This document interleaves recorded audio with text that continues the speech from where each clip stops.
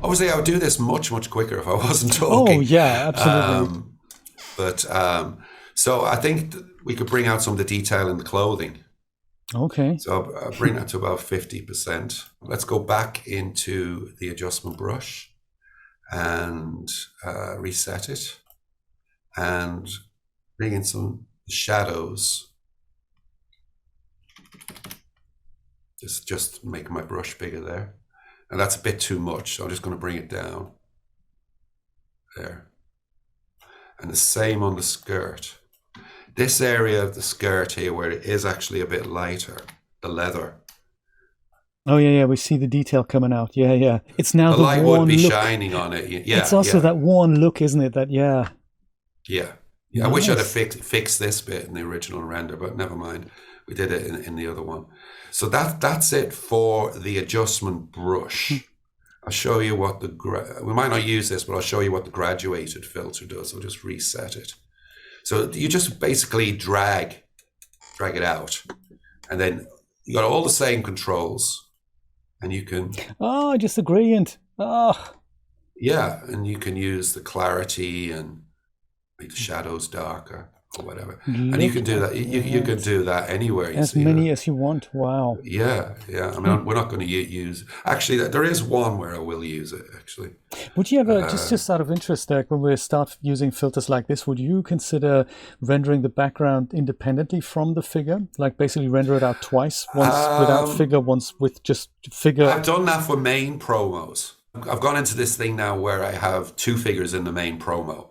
I have, because usually a figure like this one doesn't, but usually a figure like this comes with a plain, no decor, normal skin texture, shader, and makeup and lips and things like this. And then you add on all the tattoos and the war paint and everything later.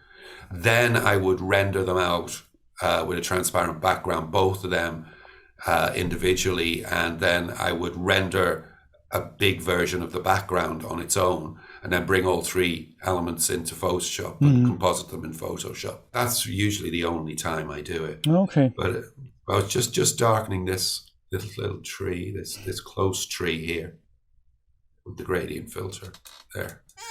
Okay, so we're going to go into the radial filter, which I showed you earlier. And we're just going to emphasize some of the foliage.